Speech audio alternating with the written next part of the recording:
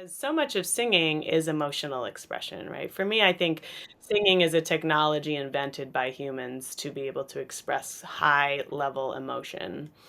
Mm-hmm. And it is also a nervous system regulating tool. We sing to calm ourselves a lot of the time, whether we know it or we don't know it, right? It feels good if we have access to it. If we don't, it doesn't feel good.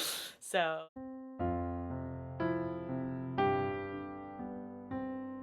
Can complex trauma impact your singing?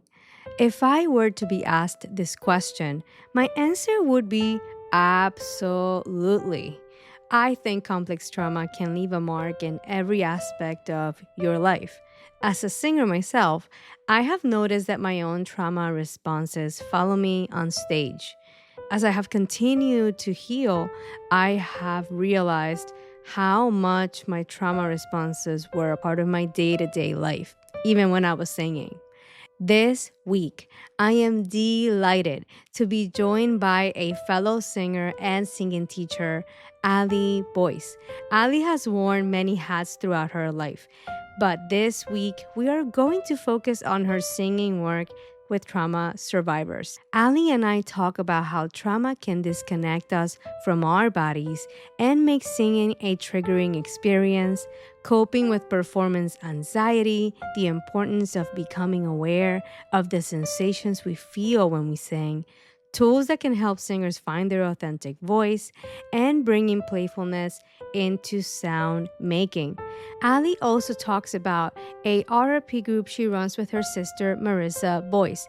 And their group is called Reclaim Your Inner Singer. And it is a therapy group created for childhood trauma survivors looking to also heal their relationship with their singing voices.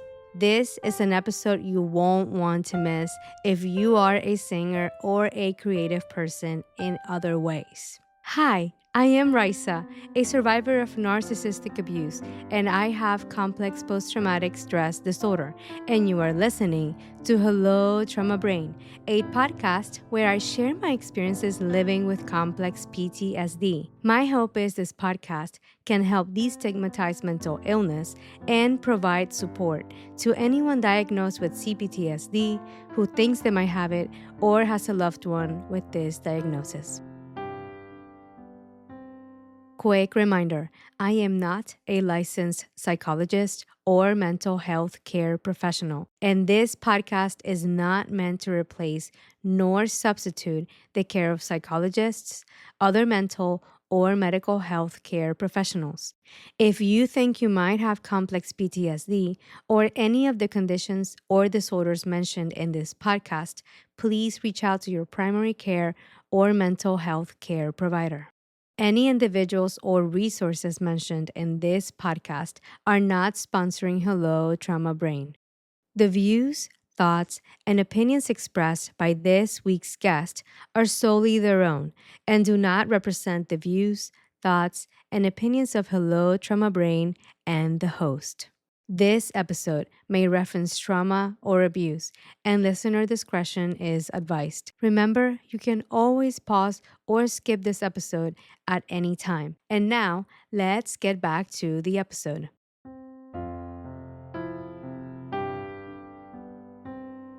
Hello, dear survivors, and welcome to this episode of Hello Trauma Brain.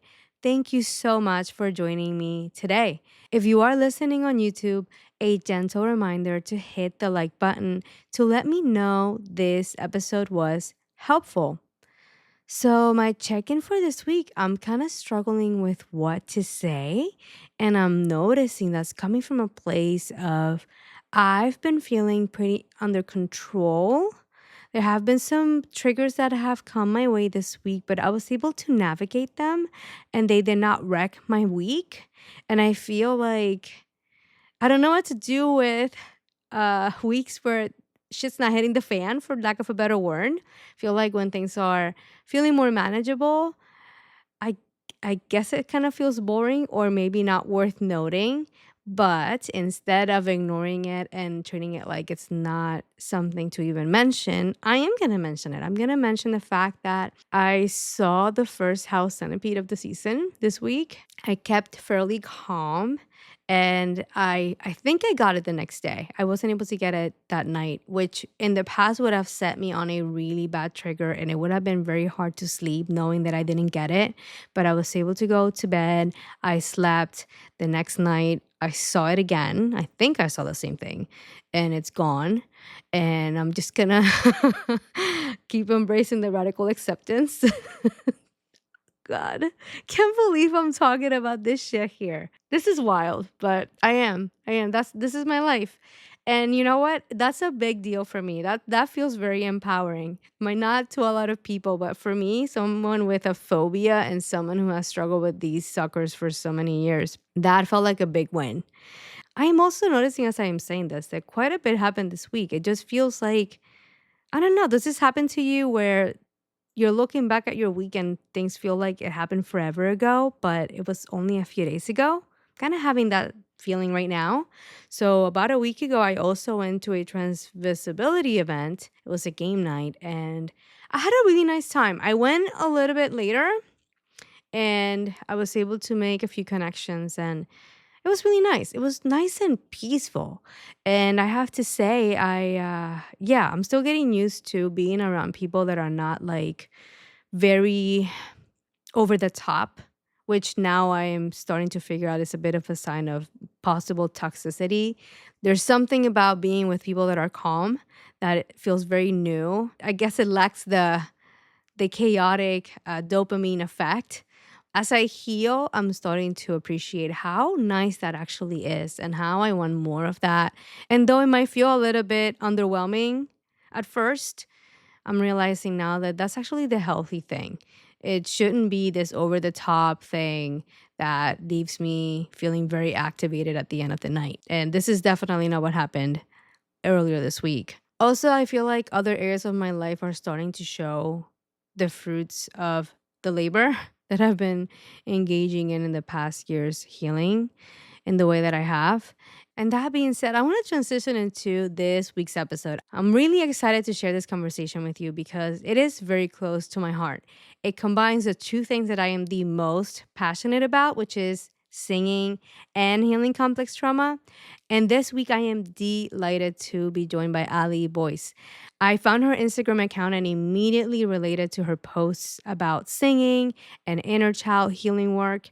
Ali's content helped me make some big connections I had failed to see. I knew I had singing trauma, and I even have an episode on that I will link on the show notes, but I did not understand how much trauma was hiding in my inability to practice, among other things related to my singing.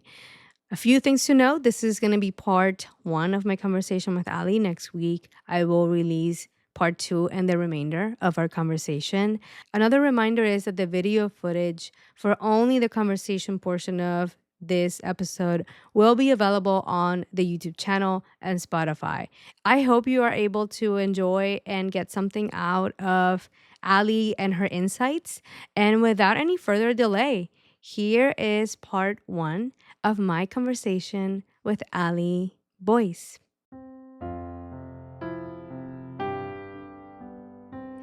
Well, hello, dear survivors. I am so thrilled to introduce Ali Boyce. Ali is a singer, songwriter, voice teacher, massage therapist, biodynamic craniosacral therapist, yoga teacher, and performer. Ali has been performing on both professional and ramshackle stages for over 2 decades and has been teaching adults and teens contemporary singing for the past 5 years. She is passionate about helping singers gain agency and empowerment in their voices, helping demystify and defamify the art and act of singing, and guiding singers to connect more to their bodies to gain more freedom in their voices. She also co facilitates a new relationship recovery process group with her sister Marissa Boyce, where they combine singing and creativity with healing childhood trauma, working with singers who have complex trauma from their childhoods.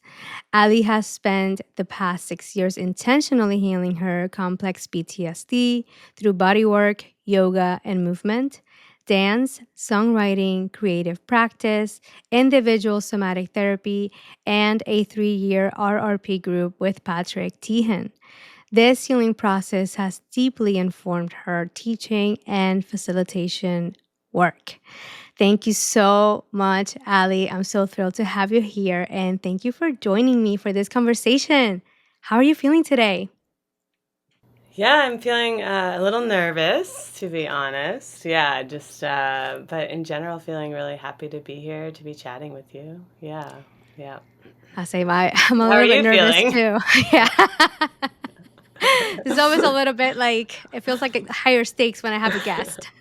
Yeah, yeah, I can imagine Yeah. that. Thank you for asking. I wanted to start off by asking you, how did you find or figure out the link between the singing and the childhood trauma? That's a great question. Yeah, so it's been a long journey. It's been a very long journey.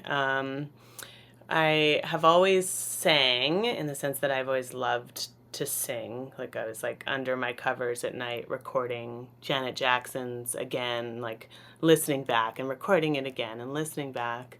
So that's like always been a part of my life, but I've always struggled with singing. So and not that I could match pitch pretty good, and I was a musical theater performer for years, and I like got by as a performer, um, but there was always such struggle. I had really chronic anxiety.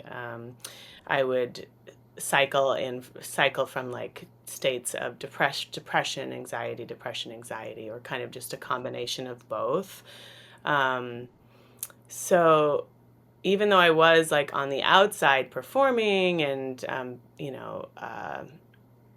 kind of just like pursuing the arts or pursuing singing, pursuing theater, pursuing, I used to be a puppeteer as well, pursuing puppetry. Um, there was always this sense inside myself that I was very disembodied. I wasn't connected to my body. Um, and I couldn't figure out why. And I knew I loved singing, like I knew that. I just couldn't really access it a lot of the time. So my path kind of led me down like I started getting more into yoga. So theater school, I went to theater school when I was in my early 20s, and it's brutal in some ways and also really amazing in other ways, in the sense that theater training really asks people to connect to their bodies, and I just couldn't. I didn't have any. We would do these visualization exercises where we would be like, imagine the soles of your feet are growing roots into the ground, like before the shows, and I would stand in these circles and just be like, that isn't a thing for me. Like, I would just be like, I don't understand what you mean by that. Like, it wasn't a possibility for me to even like feel my feet or even have that imaginative capability in my system. So I had that sense of like, these people are trying to guide me in this sense of body awareness, but I don't have it and I don't know how to get it. So I did have a teacher, a voice teacher at that time, recommend yoga. So that was kind of my gateway to more like felt sense cultivation. So I started like just really heavy down the yoga path. Like I just like 1000% was like, now I'm a yoga person, and I got my yoga training. And, looking back, I can see how I used yoga as like a symptom alleviator. So it really helped me if I was every single day doing my 90-minute yoga practice, it really helped me to just be balanced. But if I didn't, that was it. So I was very heavily dependent on the yoga. So that was kind of the first little inklings of like, okay, something's happening with my body. But I didn't really have any awareness of trauma at the time. That was 2000, probably I started doing yoga 2008. And so got my yoga teacher training in 2010 and my second kind of 500 hour in 2016. And actually, at that time is when trauma started, that word started becoming more and more in the mainstream. Well, mainstream, it's not really in the mainstream yet. The yoga people started using that word more. So I think that started sort of where my brain was like, oh, we had one teacher come in that 500 hour. I took like a yoga therapy training, and in that 500-hour training, that's when this person was mentioning trauma and talking about the nervous system. So that's kind of my brain was like, oh, wait a minute. And then it was my sister who sent me the Pete Walker C-PTSD book. So my sister's the oldest and I'm the youngest, and she's always had like this like determination of like just like healing. Like she's just like been relentlessly on this path. And so I've sort of been really lucky in that regard in getting that information passed down to me from her. So that was a little bit of a clue. And then I started doing massage. I became a massage therapist. And so between the years of like 2010 and 2018, I had essentially quit singing.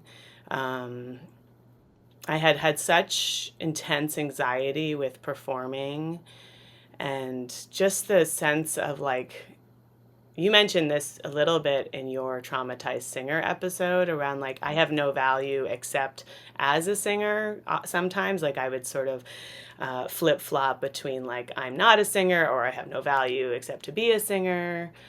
So I just kind of was like, I can't deal with that. I have to just stop doing this. So it's not that I didn't, I mean, of course, I was singing and humming and I played different kinds of music. So I was doing all different sorts of things like that. But I didn't, in my 20s, I was kind of like trying to learn how to get better at singing. And then in my 30s, I was just like, nope, that's not for me. I don't know how to do that. So then, as soon as I started kind of unlocking these things with more kind of felt sense awareness or with body work and the movement piece, the yoga piece. Yeah, I hesitate to say the word yoga because it's just really loaded, but just felt sense through yoga. That was the tool to help me get more into my body. Um, that started getting me more access to singing. So I felt more able to sing and not be so triggered by it, basically. So that's a long story to tell you to answer that first question, but those are some of the things. And I would say I've got a therapist, a trauma trained therapist, for the first time at during that time. And I took this like 6 week. I took a few trainings that incorporated voice and somatic, like felt sense work around that same time, 2010 was that first like 5 week thing I did, and then 2019 I took this Fitzmaurice training. That yeah, it was there. One of the facilitators was trained in somatic experiencing, and that really shifted a lot in my system. Yeah, yeah. Thank you for sharing your story with us, Ali. I will point out right off the bat that like I feel like with complex PTSD, there's so many ways that we can go about discovering those little pieces, and I can hear it in your story like it's almost like a slow burn, and it took so many years, but it's I found it very interesting that you found your voice through doing that somatic experiencing and then the trauma informed healing work, which is kind of I find it fascinating because for the longest time I didn't like I did therapy and I wasn't aware that like our body is storing all the trauma and all the things are just living there. And it makes a lot of sense that like as you started doing the somatic work, like everything started opening up. Now, I wanted to hear like in terms of your singing, like you let's just say you put it on pause even though you were still doing the humming and stuff throughout the years. Uh, you do the somatic experiencing, you find your voice again. How was that? Like starting to sing again, but from this whole new perspective. Yeah, I mean, I think thanks for asking that question. That's a great question.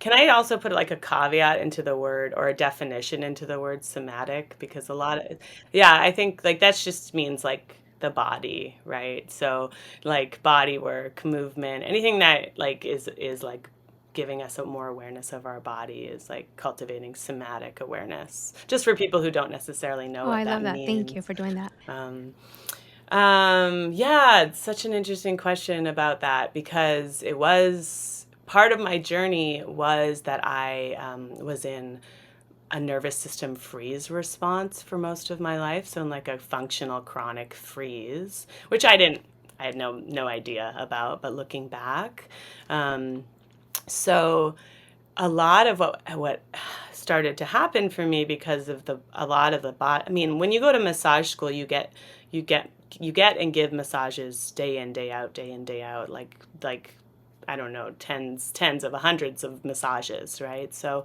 the body starts to just, for me, my body just started to like move all of this old content. So things get stuck within our system, right? So part of the functional freeze response or the freeze response in our bodies, the thing that happened for me as a kid is like my nervous system was like, oh, it is definitely not safe to express, to be me, to show up in any sort of like feeling emotional place in this family, in this house. So my system was like, okay, so then we shut it down. We just go boop and we kind of put a break on it, right? So the thing with functional freeze is that it's not that none of those things are showing up. It's that um, your foot is basically on the gas and the brake at the same time. So it's just like these things are moving up through the body and then they're frozen, which creates this chronic anxiety in the system because it's just like this feeling of like, ah, you know. Yeah. So for me, the massage and the yoga and the movement just helped move so much of that. But prior to that, I couldn't learn. Like I had a really hard time learning. So anything unfamiliar to my system was kind of cataloged as dangerous, unsafe, Hmm. not like if I wasn't doing the right thing, then I was bad. If I wasn't perfect from the moment I opened my mouth, then it was unsafe. That's my nervous system. It wasn't a conscious thing. So a lot of what happened when I started coming back to my singing is I just started relearning or learning because for me, I kind of just started imitating musical theater singers when I was a kid because that's my deep love, but that's how I started really loving singing. Um, and I never really got any lessons that kind of told me, or like it's hard for me to really track because I can't tell if I just had like teachers who weren't trauma informed, right? And at the time it was the early 2000s, like late 90s, early 2000s. So it was just like trauma was not even on anyone's radar or barely anyone's at the Hmm. time. So I didn't really get taught some of the things that I now know and teach. And also, I didn't know how to learn those things because of my system. So I would go into like a very strong cry response with singing in general, because yeah, and or if I wasn't at my shame, I would have like a really strong shame response Hmm. if I wasn't kind of really good at the thing. And if someone was trying to teach me to do something different, it was just like shut down basically. So my relearning is really just the like my capacity grew to be able to take in a different way of doing something. And it wasn't anything conscious in my system. It was really just like, oh, now I have somebody telling me how to do a thing and I'm going to do the thing. And I'm noticing that it actually changes the way I sound. And like I started recording myself at that time as well. um, I actually started writing songs at that time. So I started having access to my creativity, which I didn't before. So I'd always wanted to write songs. And so I started writing songs. And so I was recording them and listening back. And I was like, really realized I didn't like the way my voice sounded, but I didn't know why. And it wasn't that it was like, I was able to be like some of the time I was in shame about how my voice sounded, but there were a little few pockets where I could be like, I don't know how to do that thing that that singer is doing. Like, what are they doing to make their voice sound like that? Because in the past, I had this idea that my voice is my voice, the end. Like, you can't change anything about it. Hmm. Which also, like, wow. So yeah, so it just started becoming more, I just had more capacity to learn. And that felt like um, I was actually able to practice, and I like found teachers, and it was right at the beginning, or right before COVID. I moved right when I moved to Portland, Oregon. I just found some teachers online. I started, Instagram, like social media has a lot of terrible things, but the gifts that it's brought to me in terms of like finding community in the singing department and voice teachers and mental health and trauma, all of that is pretty amazing. So I found these great teachers online and was able to like actually incorporate them into my system, which, yeah, so that's a little bit of that. Yeah, I there's so many things I want to grab from, but I'm gonna take the part where I started hearing Patrick Dehane's voice saying that in these abusive, toxic systems when we're growing up, uh, there's a theme for a lot of childhood trauma survivors of we're not allowed to be beginners. And I could hear how you work through that by allowing yourself to like, I'm gonna learn and I'm gonna take it from scratch and like not assume or not go back to that narrative that goes, oh, if I cannot do the thing right off the bat, then I'm just not good at it. I'm gonna quit. Like in terms of how it looked like for me, like I kind of got lucky that I'll say that singing came very naturally to me. And I think that's the only reason I'm able to still sing, or I was encouraged to do so, because it wasn't the same response like all the time with anything I did. Like the piano and the guitar, I was mediocre at best. And I was definitely a beginner with those things. And I could still remember the mocking and the laughing in the background where I would screw up a note. And I just kind of let go of those instruments and I barely play them. And now, like through in my adult life, I'm trying to heal that relationship with the instruments. But it's really wild because I started when I was 8. So like as a young kid, it should have been safe and allowed to be a beginner and not be this fantastic singer right off the bat. And when you don't get that, it can really take away the opportunity to claim something that you love doing. Like I love playing the instruments too. It's a shame that I still carry some of that narrative with me. I'll say like when I'm thinking about your story, another piece I wanted to draw from was that you mentioned you have that freeze response. And I find it so interesting because we all have like our versions, our default ways. So I wanted to share what my trauma response looks like with singing for anyone who might relate to this as well. Like my fawning response followed me on stage. So if I was doing like the reason I'm still doing the singing too, by the way, is like I was doing covers. It's a whole different ball game from when you're doing your original stuff. And I learned that the hard way. So like if I'm covering Amy Winehouse, my voice gets all of a sudden deeper and I'm not trying to impersonate her on purpose. It's just like there's this thing that just goes off and all of a sudden I'm accessing like my range in a different way and I'm like, oh, that's interesting. And then I'll be singing a different artist and depending on how they do the high notes, I'm trying to match how they do it. And sometimes I can hit the note like nothing and sometimes because I'm trying to do it that way, I can't. and it's been really fascinating for me to take in that, oh wait, I've been fawning through my singing this whole time. And like Hmm. I started writing songs maybe like I don't know. I've been like on and off in the past few years, and I sang my originals like in the support group.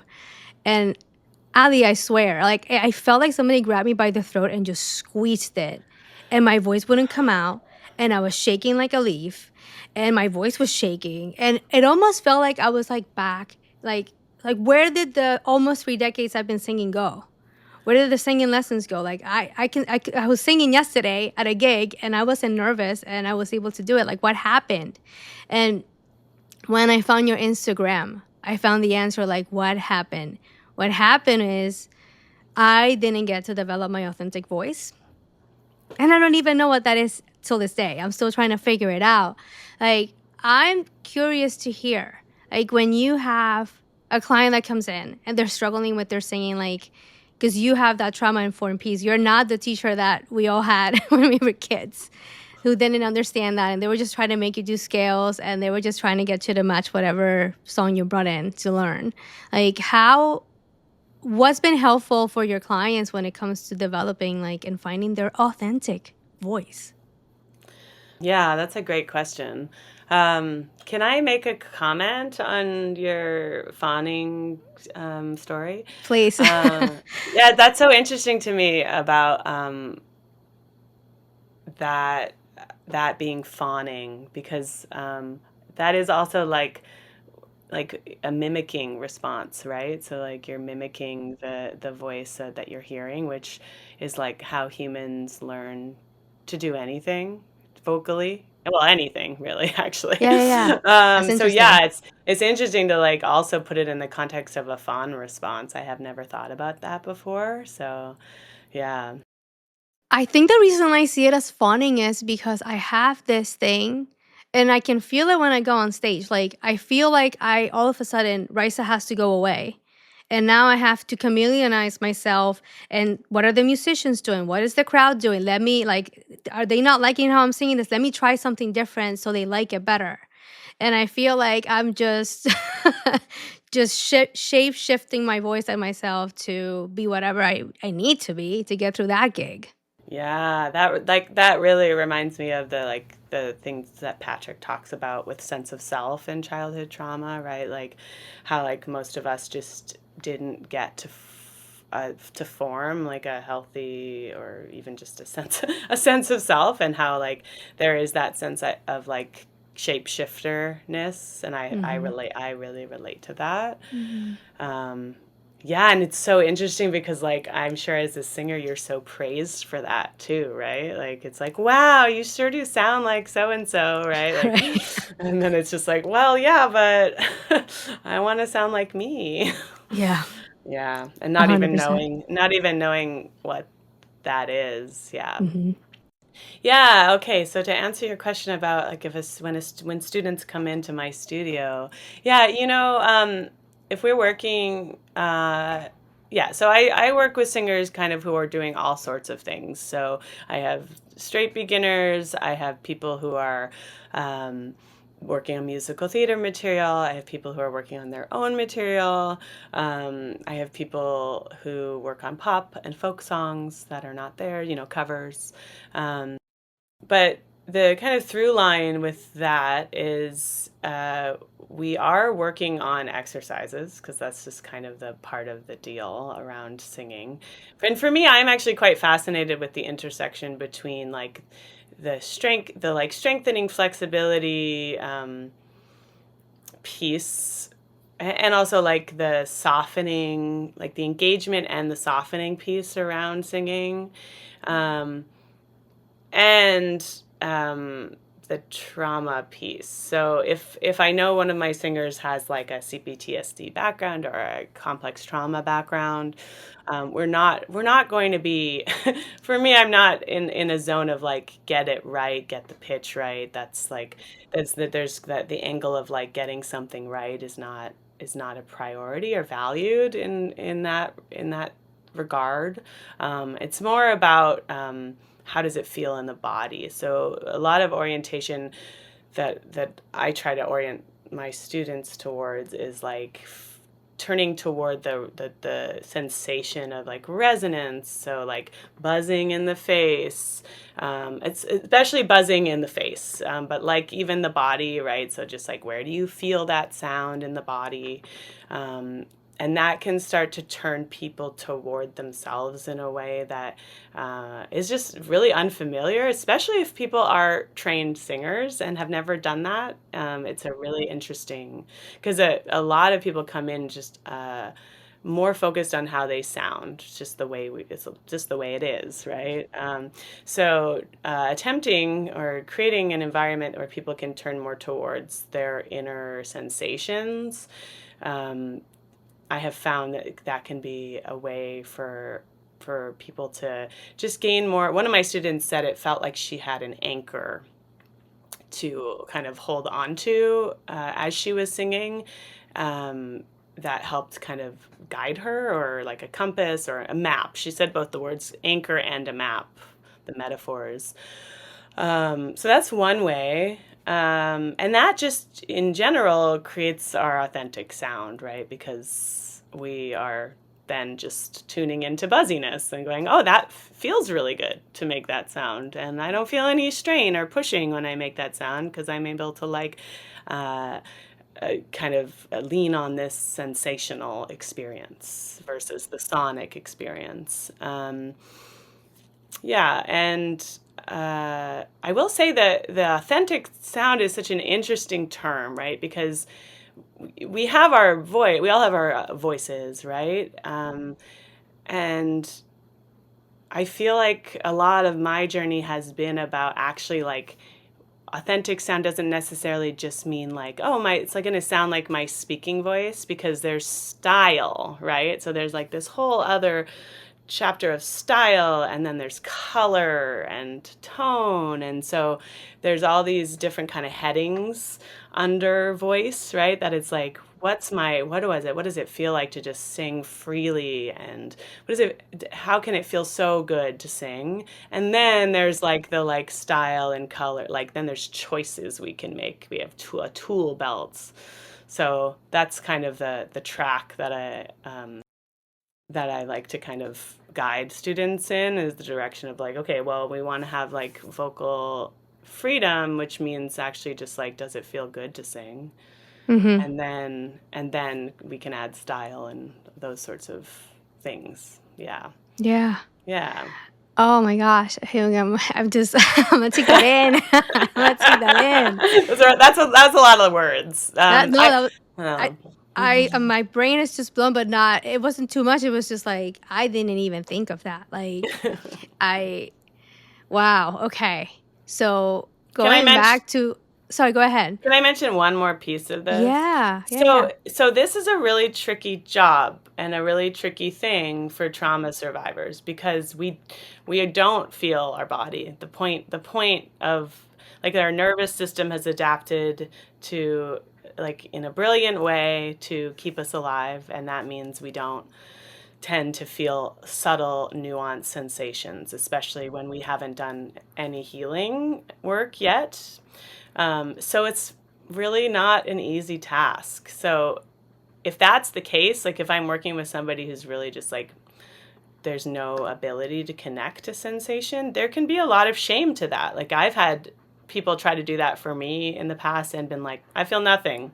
And just the shame response has kicked in. And I've had students who've experienced the same thing.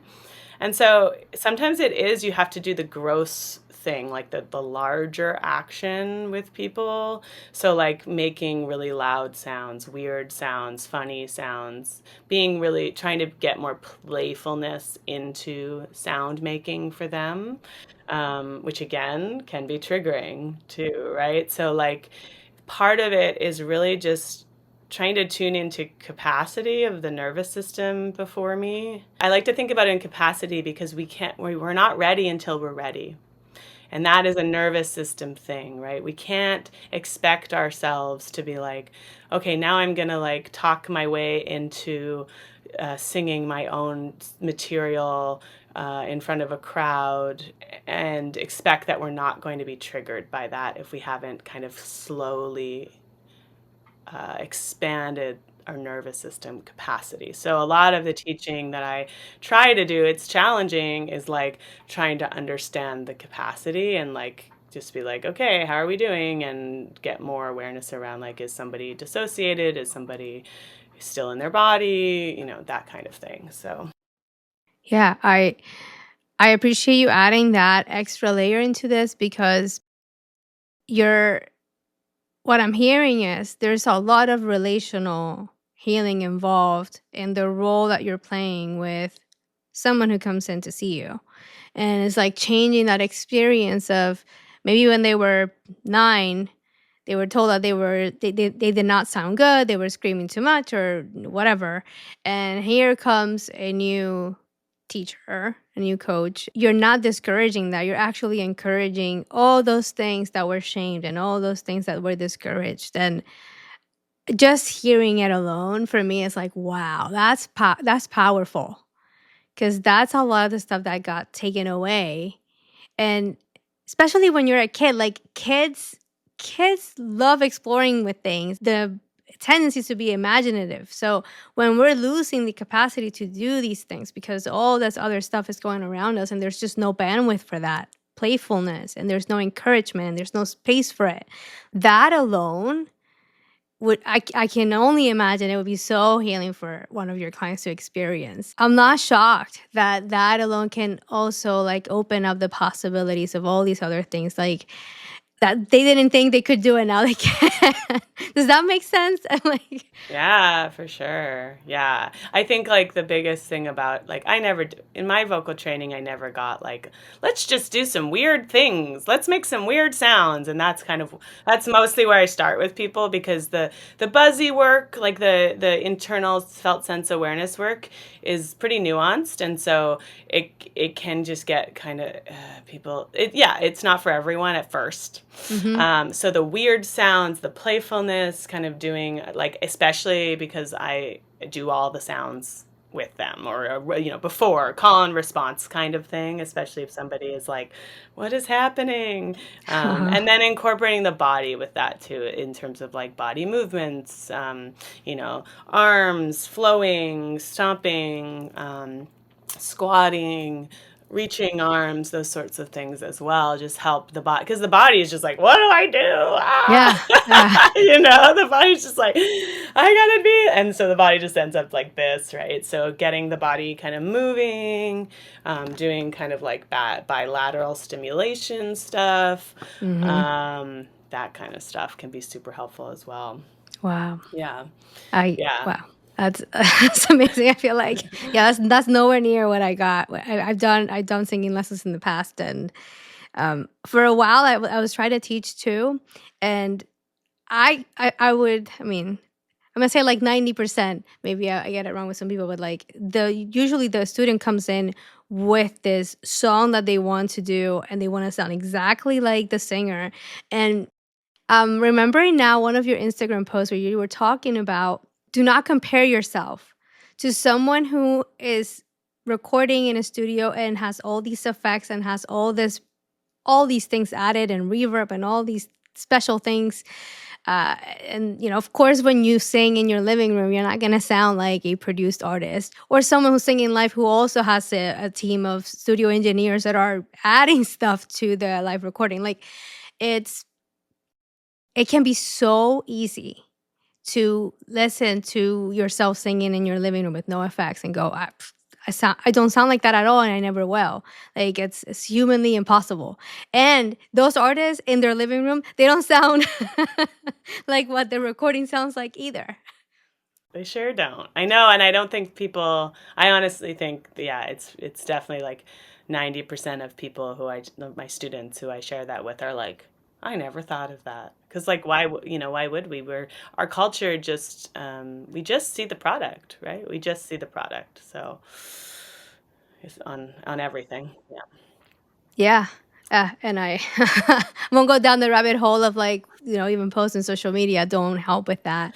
But that's I it. did, Yeah, yeah. In a nutshell. yep. Dot dot dot.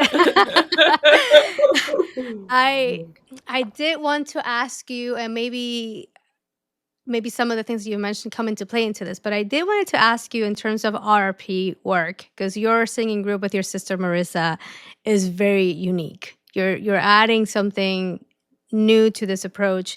And if you don't mind, before I dive into the question, explaining briefly for anyone who's new to hearing what RRP is, what it is in a nutshell. Yeah, RRP stands for the Relationship Recovery Process, or program. I've heard both of those things actually, but I like process better. And it was designed by Amanda Curtin, who is Patrick Teahan's mentor. And I did a 3-year RRP group with Patrick Teahan that ended in July.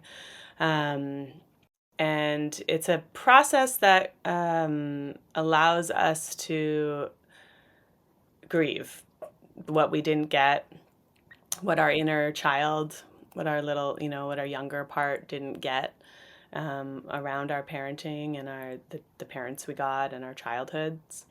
And it helps to, through these processes called experientials, there's psychoeducation piece and there's an experiential piece and the group piece. So the idea is that working with a group is like the first group we got as a kid was our family.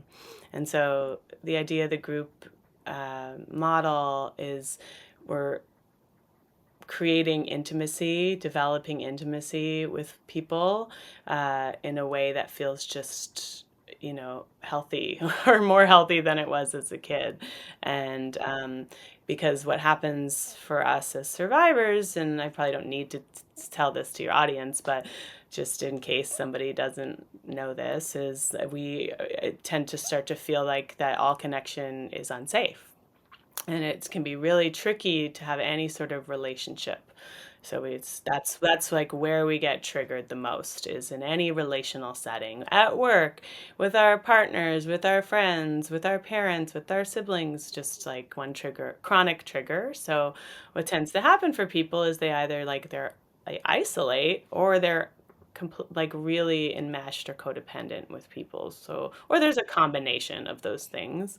And so the RRP group starts to get this kind of more safe container of relational healing happening through these things called experientials, which are these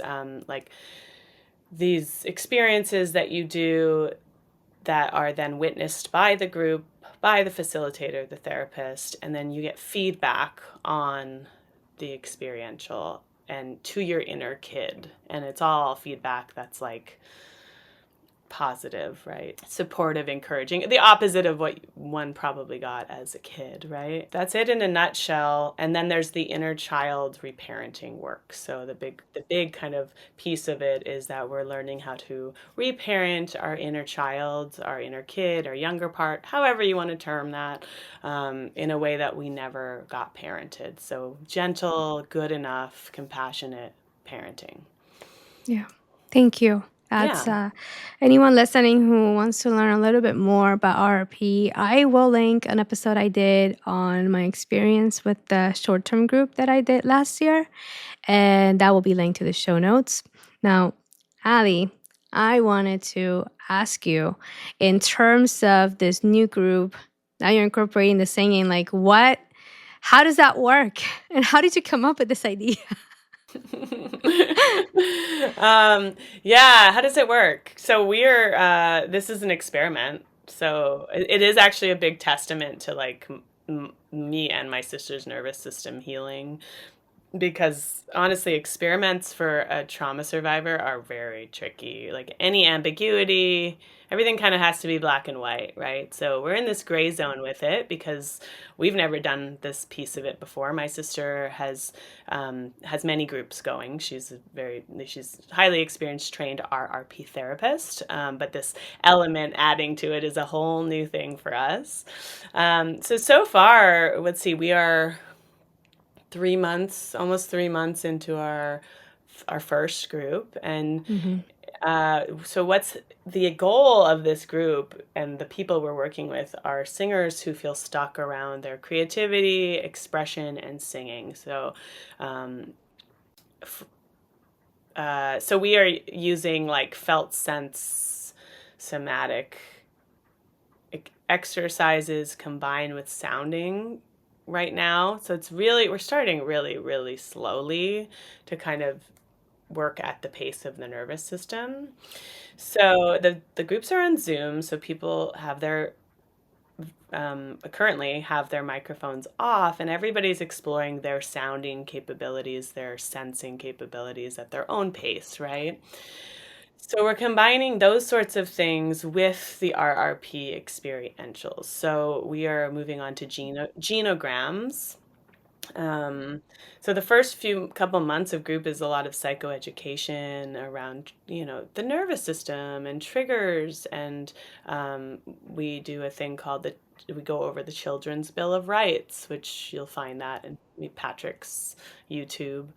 and connecting all of that to singing, to creativity, to expression, emotional expression, because so much of singing is emotional expression, right? For me, I think singing is a technology invented by humans to be able to express high level emotion.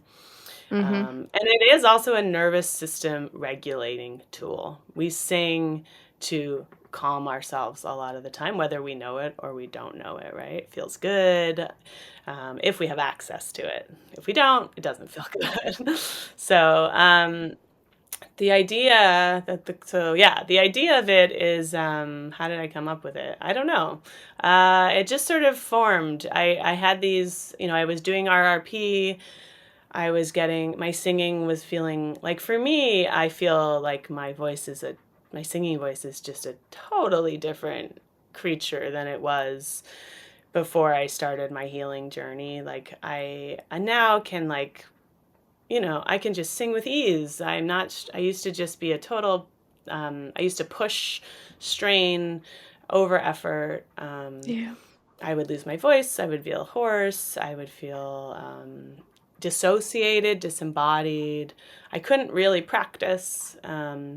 So my just knowing, like, how far I've come in that regard, and how, like, I feel so much more connected to my voice. And I think that's the big piece of it for me, is not that, like, I'm a good singer or that I sing well or I can, like, people will like me, even though of course my inner kid still wants and thinks those things, like,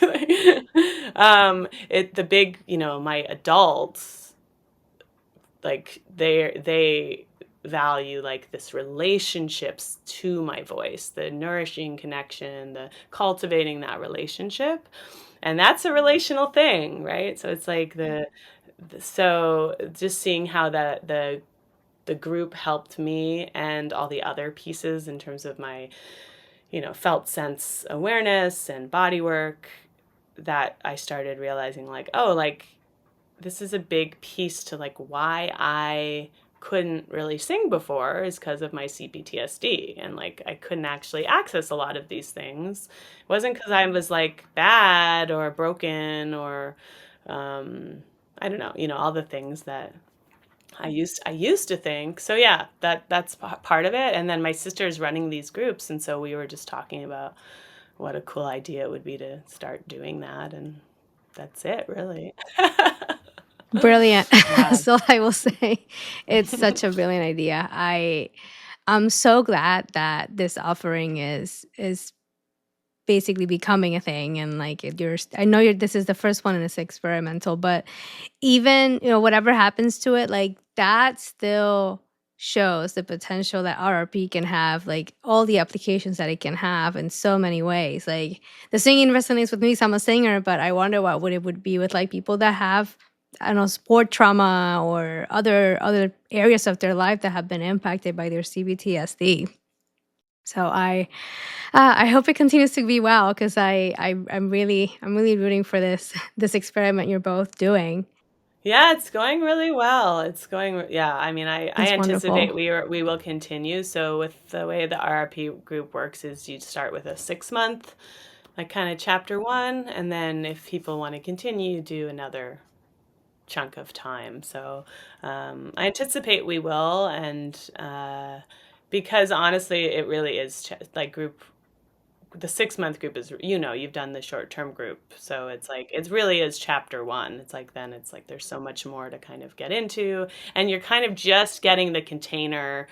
Like, people are sort of just starting to get to know each other, feel safe with each other. And so this first group, we're not doing a ton of, like, singing in front of each other, though that will be the, like, last experiential we do, just to see how that will go, how that feels with folks, and so that they can also get feedback with that. And not performing in any way, just like, what is it to sing in front of others. And because a lot of people have trauma around not being able to be heard, or feeling like they're in trouble, they're not allowed to sing, they're not allowed to make sound or be playful or make any mistakes at all, and being seen doing that. So a lot of the piece of the group is, like, we get more and more comfortable being seen, and we actually are seen by people who want to see us. Whereas a lot of our childhood experiences are like our parents didn't see us and they didn't want to see us, they couldn't see us, or, yeah. Thank you. Thank you so much, Ali. I'm loving everything that I'm hearing, and I wanted to. All right, survivors, checking in. How are you feeling after part one of my conversation with Ali? There's one thing that I want to add, and it might be coming from a little bit of a shame spiral place. But as I was listening to the conversation and working on the episode, and I couldn't help but to cringe a little bit at myself when I was talking about voice teachers from the 90s or early 2000s, or basically any voice teacher who doesn't have a trauma background. So I guess what I was trying to do was point out that back when I was taking voice lessons when I was a teenager, the training at the time was not focused on addressing trauma in the body. That was just not a thing. And that was definitely not the fault of my voice teacher. It's just something that I want to say even psychologists probably back then were not receiving trauma training in the way that it is available now. Heck, even back when I was doing my psychology major in school, I don't remember a very specific focus being placed on trauma, not in the way that I have learned with my own healing journey and my own self education that I've been doing in the past few years. And I wanted to take a moment and clear that up in case that you also were cringing. Yeah, I was cringing too. I. You are invited to return next week for part two of my conversation with Ali, where we will talk about the toxic shame that gets in the way of authentic expression, how inner child healing work and body work can help manage emotional flashbacks, the pressure that social media can exacerbate, expanding our nervous system capacity to do new things.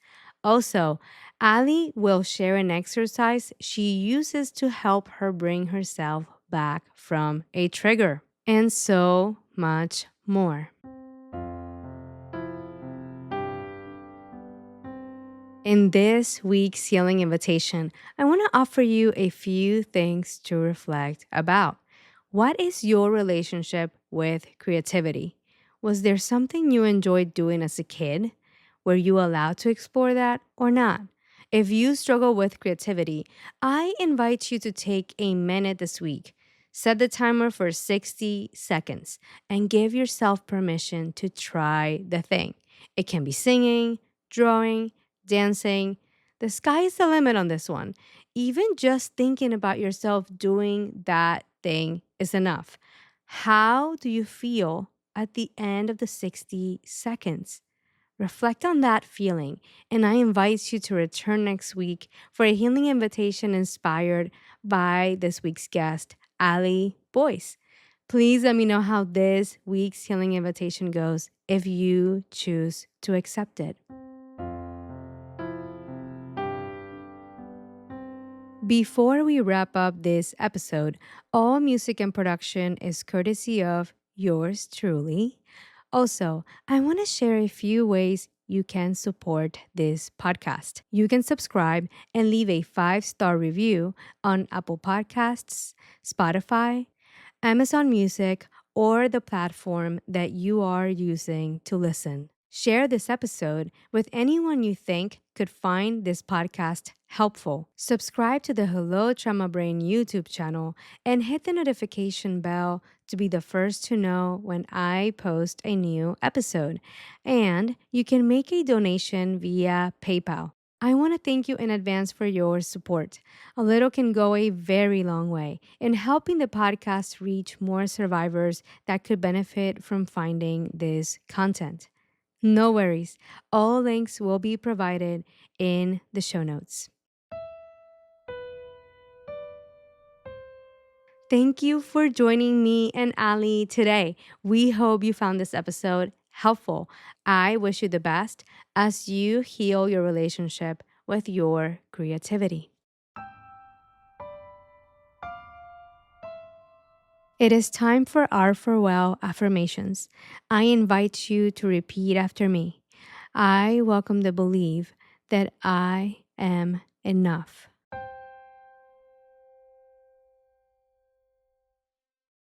I am lovable. And I deserve to heal. I wish you a gentle week and thank you for your presence.